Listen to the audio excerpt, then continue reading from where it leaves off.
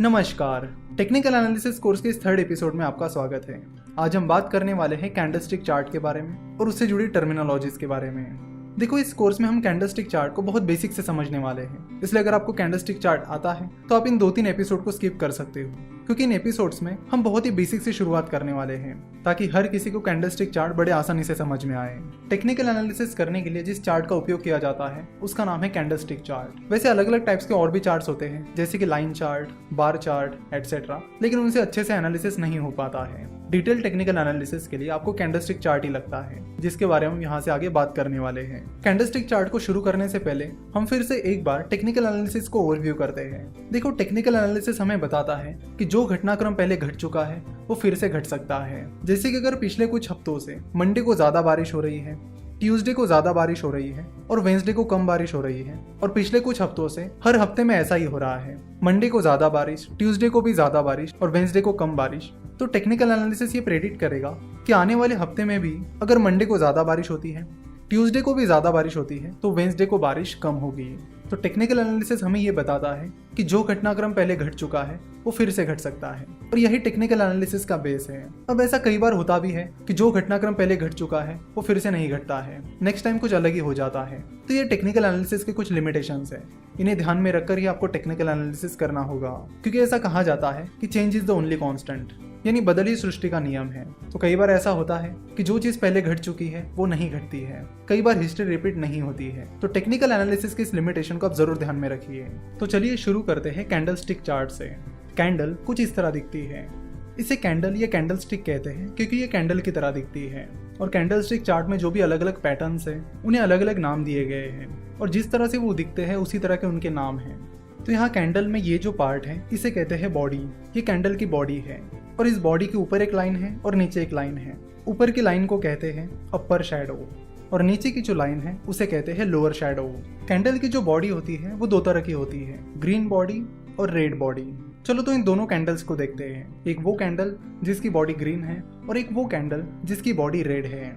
जिस कैंडल की body green होती है उसे बुलिश कैंडल भी कहा जाता है, और जिस कैंडल की बॉडी रेड होती है उसे बियरिश कैंडल कहा जाता है। अगर आप टेक्निकल एनालिसिस सीख रहे हो और जापानीज कैंडलस्टिक चार्ट का उपयोग कर रहे हो तो आपको बुलिश और बियरिश इन दोनों चीजों का मतलब पता होना जरूरी है। अगर आपको इन दोनों का मतलब पता नहीं है तो हम शॉर्ट में आपको इन चीजों का मतलब समझा देते हैं, क्योंकि ये टेक्निकल एनालिसिस का बेस है और आपका बेस स्ट्रांग होना बहुत ज्यादा इंपॉर्टेंट है।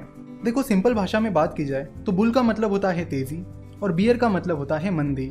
बुल यानी बेल नीचे से ऊपर की तरफ अटैक करते हैं, इसलिए जब शेयर प्राइस ऊपर जाती है तो उसे बुलिश पैटर्न कहते हैं। वही बियर यानी भालू ऊपर से नीचे की तरफ अटैक करते हैं, इसलिए जब शेयर प्राइस गिरने लगती है तो उसे बियरिश पैटर्न कहते हैं। तो इस तरह बुल और बियर एक दूसरे के अपोजिट होते हैं। बुल मतलब शेयर प्राइस ऊपर जा रही है, वही बियर मतलब शेयर प्राइस नीचे जा रही है। तो इससे आपको पता चल ही गया होगा कि बुलिश कैंडल का मतलब क्या होता होगा और बियरिश कैंडल का मतलब क्या होता होगा।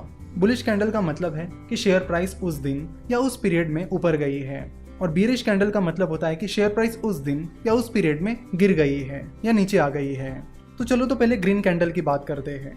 जिस कैंडल की बॉडी ग्रीन कलर की होती है उसे ग्रीन कैंडल कहते हैं। तो चलो देखते हैं कि ग्रीन कैंडल क्या इंडिकेट करती है, और ग्रीन कैंडल से हमें open price, close price, high price और लो प्राइस कैसे पता चलती है। तो चलिए देखते हैं। चलो मान लेते कि ये ग्रीन कैंडल किसी पर्टिकुलर डे का ग्रीन कैंडल है।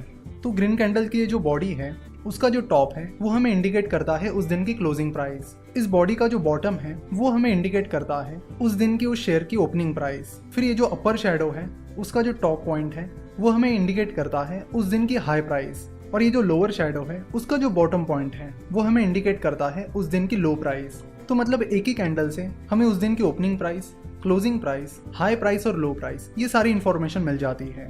इस ग्रीन कैंडल को बुलिश कैंडल भी कहते हैं। अब आपको रीजन पता ही चल गया होगा कि इस कैंडल को बुलिश कैंडल क्यों कहते हैं। इस कैंडल को बुलिश कैंडल इसलिए कहते हैं क्योंकि इस कैंडल की क्लोजिंग प्राइस उसके ओपनिंग प्राइस से ज्यादा है, यानी उस दिन उस शेयर की प्राइस बढ़ी है। अब बात करते हैं रेड कैंडल के बारे में। रेड कैंडल को बियरिश कैंडल भी कहते हैं। तो रेड कैंडल की ये जो बॉडी है उसका जो टॉप है वो उसकी ओपनिंग प्राइस रहती है, उस बॉडी का जो बॉटम है यानी ये पॉइंट ये रहता है उसकी क्लोजिंग प्राइस, और बाकी हाई और लो तो सेम ही रहते हैं। यानी अपर शैडो का जो टॉप है वो है हाई प्राइस और लोअर शैडो का जो बॉटम है वो है लो प्राइस। तो ग्रीन और रेड कैंडल में मेन डिफरेंस आता है ओपन और क्लोजिंग में। ग्रीन कैंडल में बॉडी का जो टॉप पार्ट है वो क्लोजिंग प्राइस होती है और जो बॉटम पार्ट होता है वो ओपनिंग प्राइस होती है। वही रेड कैंडल में यानी बियरिश कैंडल में बॉडी का जो टॉप है वो ओपनिंग प्राइस रहती है और बॉडी का जो बॉटम है वो क्लोजिंग प्राइस रहती है। तो रेड कैंडल को बियरिश कैंडल क्यों कहते हैं ये आपको पता चली गया होगा, क्योंकि रेड कैंडल की क्लोजिंग प्राइस उसकी ओपनिंग प्राइस से कम होती है, जिससे हमें ये इंडिकेट होता है कि उस दिन या उस पीरियड में शेयर की प्राइस गिरी है यानी कम हुई है। तो कैंडलस्टिक की ये सारी चीजें बहुत बेसिक है और ये आप परमानेंटली याद रखिए कि ग्रीन कैंडल की ओपनिंग और क्लोजिंग प्राइस क्या होती है और रेड कैंडल की ओपनिंग और क्लोजिंग प्राइस क्या होती है। तो ये चीज आप याद रखिए कि ग्रीन कैंडल में क्लोजिंग प्राइस उस बॉडी का अपर पार्ट होता है, क्योंकि ग्रीन कैंडल में क्लोजिंग प्राइस ओपनिंग से ज्यादा होती है। वही रेड कैंडल में क्लोजिंग प्राइस कैंडल का बॉटम पार्ट होता है, क्योंकि रेड कैंडल में क्लोजिंग प्राइस ओपनिंग प्राइस से कम होती है। तो ये चीज आप परमानेंटली याद रखिए। बाकी हाई और लो दोनों के लिए सेम होते हैं, यानी अपर शैडो का टॉप पॉइंट हाई होता है और लोअर शैडो का बॉटम पॉइंट लो होता है। तो जब भी कहीं पर आपको ग्रीन बॉडी मिले तो आप समझ लेना कि उस दिन की क्लोजिंग प्राइस उस दिन की ओपनिंग प्राइस से ज्यादा थी, और जब भी आपको रेड कैंडल मिले तो आप समझ लेना कि उस दिन की क्लोजिंग प्राइस उस दिन की ओपन प्राइस से कम थी। चलो तो इसे एक एग्जांपल की मदद से समझते हैं ताकि आपका बेसिक बहुत क्लियर हो जाए। मान लेते कि एबीसी नाम का स्टॉक है जिसके किसी पर्टिकुलर दिन की हाई प्राइस 510 रुपए थी, उसकी ओपनिंग प्राइस 495 रुपीज थी, उसकी क्लोजिंग प्राइस 505 रुपीज थी और उसका उस दिन का लो 490 रुपए था। तो चलो देखते हैं कि उस दिन की कैंडल कैसी रहेगी। उस दिन की हाई प्राइस 510 रुपए थी, इसलिए यहाँ पर 510 आएगा। उस दिन की लो प्राइस 490 रुपीज थी, तो यहाँ पर 490 आएगा। अब देखते हैं कि क्लोजिंग प्राइस ओपनिंग प्राइस से ज्यादा थी या कम थी। तो क्लोजिंग प्राइस ओपनिंग प्राइस से ज्यादा थी, यानी उस दिन की क्लोजिंग प्राइस 505 रुपए थी और ओपनिंग प्राइस 495 रुपीज थी।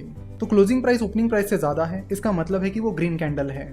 तो 505 उस कैंडल की बॉडी का टॉप पार्ट रहेगा और 495 जो कि उस दिन की ओपनिंग प्राइस थी वो उस कैंडल की बॉडी का बॉटम पार्ट रहेगा।